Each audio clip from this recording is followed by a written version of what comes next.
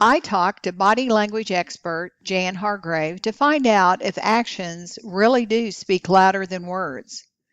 What impact does body language have on customer interactions? I'm your host, Honey Shelton, and this is Training Matters.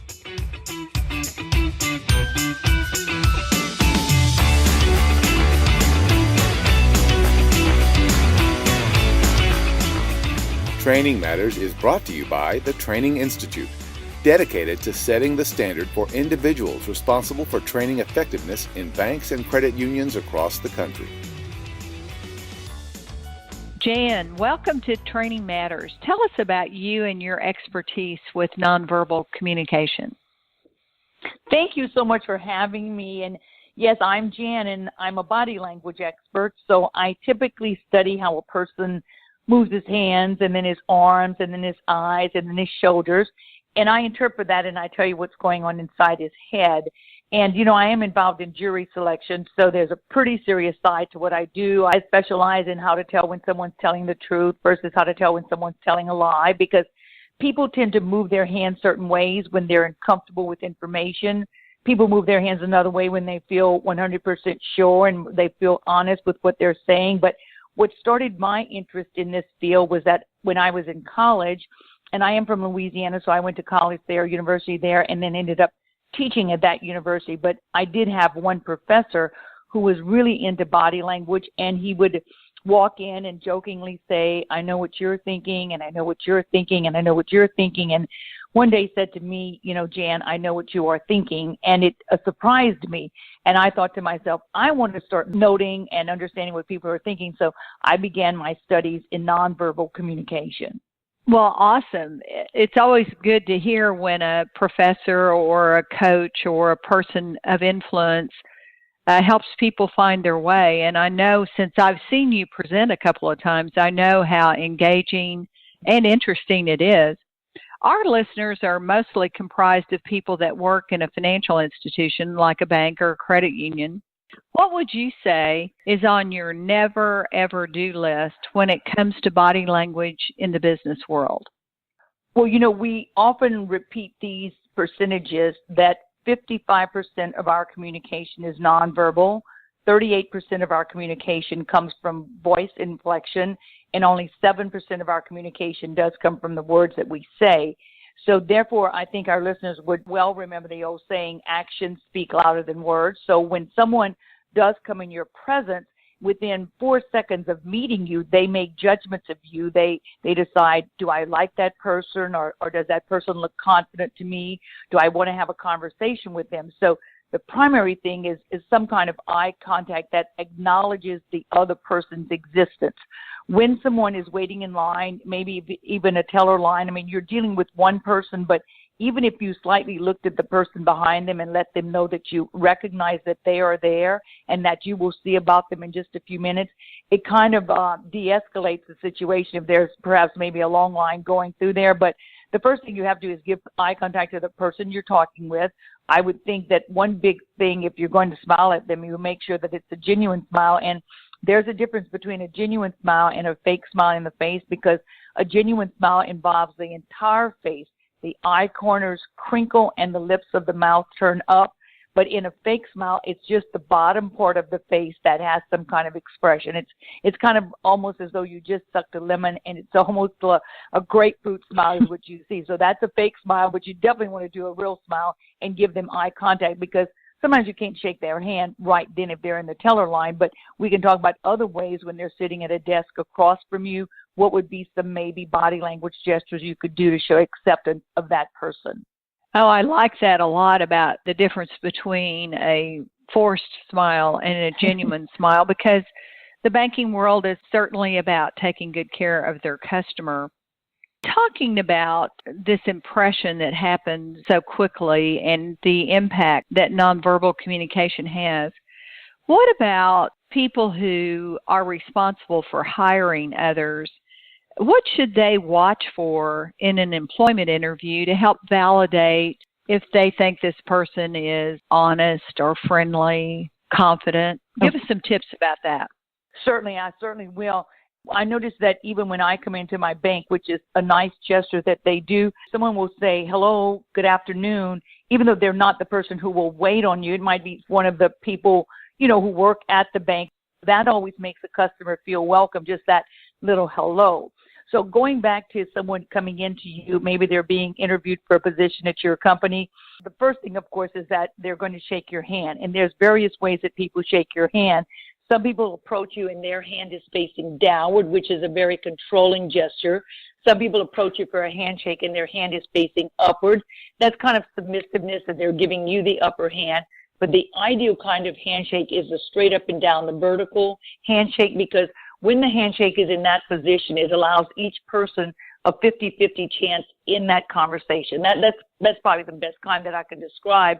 Also, people need to be aware that when someone does shake your hand, they do have to hold on to you web to web. And web, of course, is the part of the hand that's between the thumb and the pointer finger. That part of your hand should be touching that part of the other person's hand, because then it allows the handshake to be firm. It allows the handshake to be crisp, because people make a judgment of you, I think, many times by the kind of handshake you give. Your handshake tells others how confident you are. So therefore, if it's a handshake that's firm, then you're saying, I feel good about me. If it's a handshake that's weak, then it says, I'm not too sure about me. So once they shake the hand, and then maybe you offer them a position that they sit, and then maybe they're sitting across from you, maybe they're sitting side by side of you to be interviewed, then I would definitely look at some of the gestures that they would give me when I'd ask them certain things about, well, why did you leave your last occupation, or what is it that you're looking for in this position that you're applying for? So once a person is sitting by you, I would first of all look to see how they have their legs crossed, because we always cross, if we're going to cross our legs, we always cross our legs towards the person who we are most interested in having a conversation with. So if you were sitting to my right, honey, and we're talking, and if I had to cross my leg, I would definitely cross my leg towards you, because we cross towards people we want to have conversations with. We cross away from those we want to run away from. So I would look at that, and I would kind of watch the position they're sitting. And then the big gestures of dishonesty that I would make a person be aware of if you're, let's say, interviewing them and you want to know if they're telling you the truth about why they left another job, or why is it they feel they want this job. What we have always found in our studies of body language is that a lot of left-handed gestures, touching of the face with the left hand, are associated with dishonesty. Not that left-handed people lie more than right-handed people. It's only because, and this all goes to psychology, all of your left hand motions and left-sided body motions are controlled by the right side of your brain. So your right brain controls every motion on the left side of your body. Your right brain is the side that makes up a story. It is the side that daydreams, and it's the side where a lie comes from. So when someone is being deceptive, it's coming from that right brain, and because of that, the motor skill actions are done with the left side of the body and predominantly with the left hand. When someone's telling the truth, the gestures are done with the right hand, because the left brain, that's your science and your math and your honesty. Everything you ever learned in school is in your left brain. So if someone's asking you a fact and you need to pull it out of your left brain, you will more so have a tendency to gesture with your right hand. Does that complicate you too much, or do you understand what I'm saying?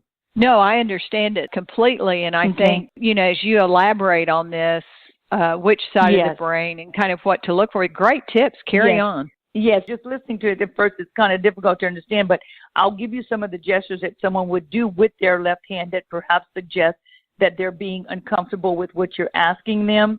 The three big touches that we note from the courtroom, because if we're watching someone testify in the courtroom and we're wanting to know if they're telling us the truth or not, we will always look to see, first of all, if they take their left index finger and if they touch their nose. So what a typical liar will do is take the left index finger, kind of bend it, and then rub outward as they touch the nose, just kind of rub outward twice. And this is a gesture that when you're covering the nose, it tends to cover and conceal some things that come out of the mouth. People tend to bring a hand to the face because they're trying to distract you from the words that they're saying. And it's like when you were a kid and you said something you should not have said. Well, then you took your hand, you went, you tried to stuff it back inside your mouth. So even as an adult, when you're being deceptive, in some kind of way, you're going to think, well, okay, how can I get my hand close to my mouth so that they're not paying attention to my lips and they're more so paying attention to my hand? So people will take that left hand and they'll end up rubbing on the nose in the hopes of concealing the mouth. They also tend to take the left hand when they're lying and rub on the left eye just a bit. They'll kind of tug and tug and tug, and maybe they'll say, yeah, that looks real good, and they're just fibbing each time. The third major gesture we note is, again, the left hand. It comes back, and it tends to start rubbing on the left ear. And I'm certain that you've seen people take their left hand, rub the left ear, rub the left ear. There is no sense that someone does this while they're speaking with you. They do this because they are highly uncomfortable with what it is that they're saying. So people do these things, these motions, which are unnecessary because they're not confident at that moment with what it is that they're saying. And, they touch the nose because they're trying to cover the mouth. They touch the eye because people who touch the eye when they lie, they're naturally what we label in psychology as visual learners. People who are visual to kind of soothe themselves when being deceptive touch the eye. People who are audio to soothe themselves when they're being deceptive, they end up touching the ear. It's kind of like, wow, when you think about this, touching the nose, touching the eye, touching the ear. But the interesting thing for listeners to understand too is this. Let's say that you are not speaking and you're just listening to someone else speak. And while you are listening, you start doing some of the lying by nature. Just start maybe rubbing your left eye, rubbing your left ear, rubbing this left side of your nose. When you're doing the gestures and you're only listening and not talking, it means that you feel you are being lied to. So that's why it's always good that people who study body language of others also study body language of themselves.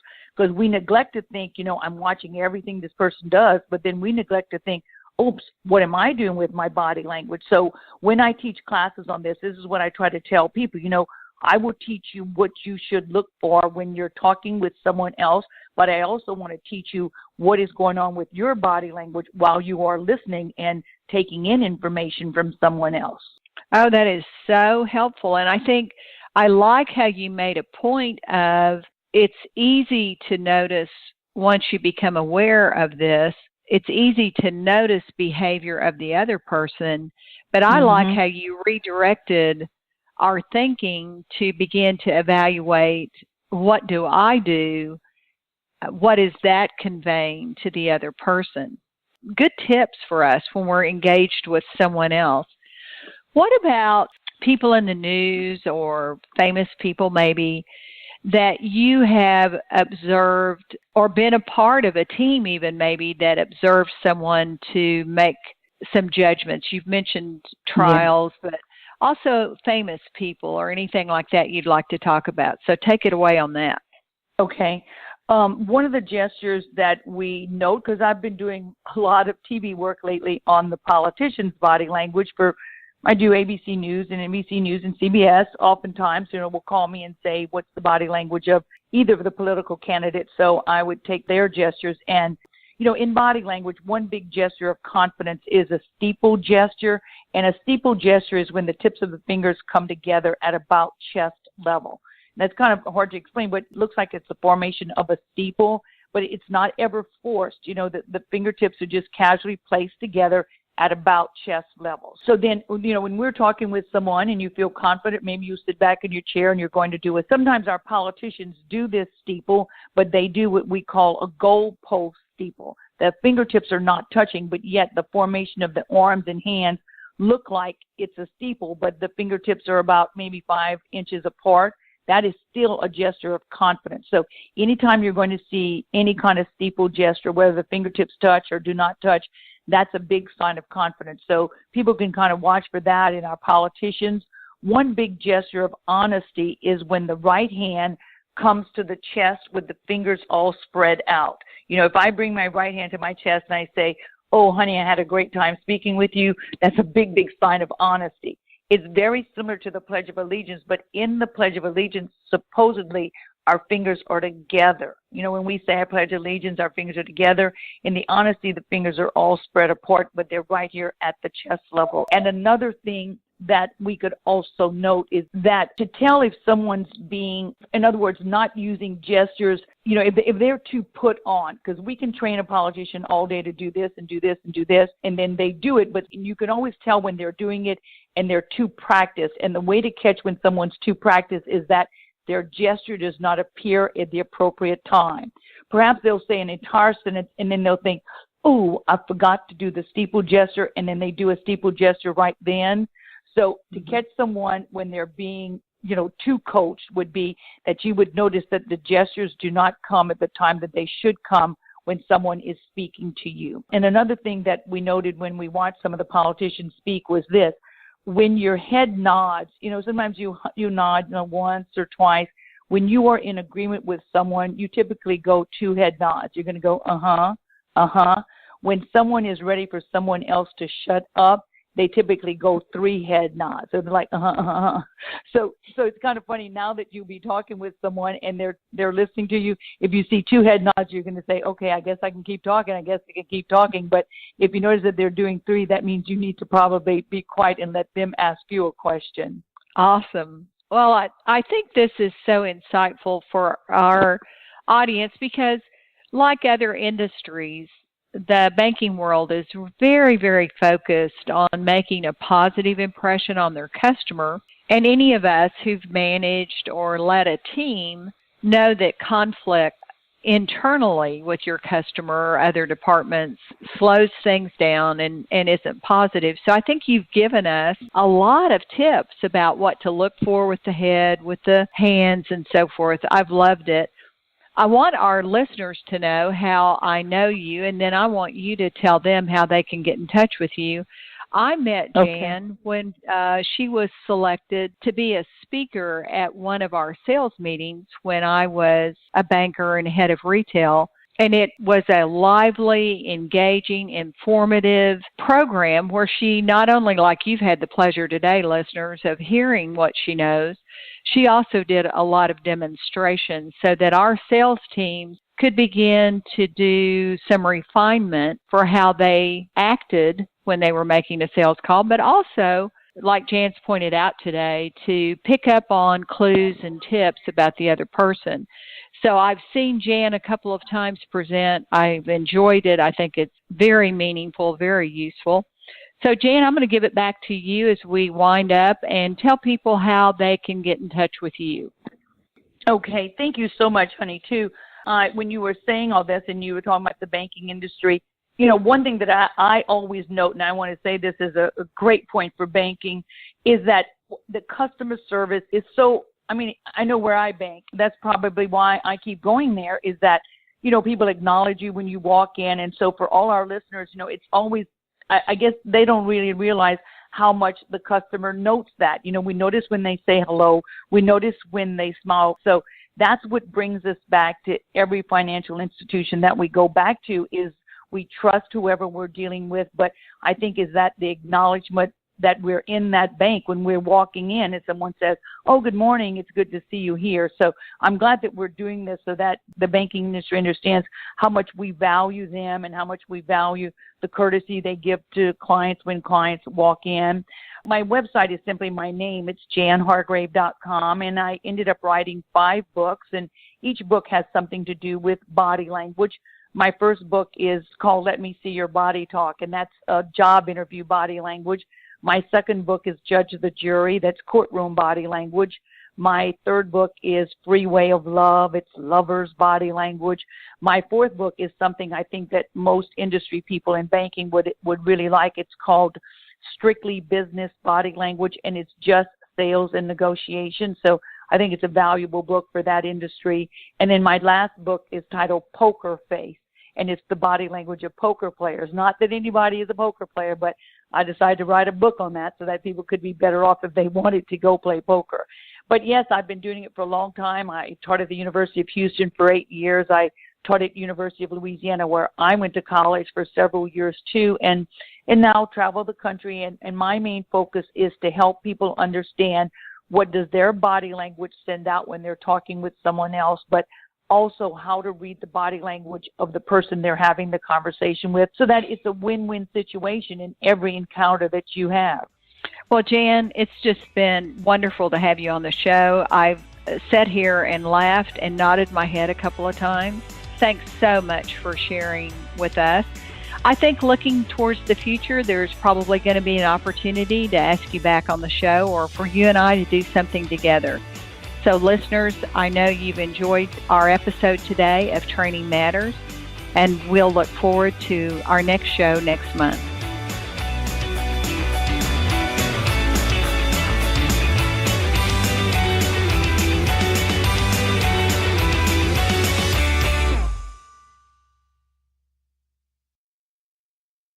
You've been listening to Training Matters with Honey Shelton.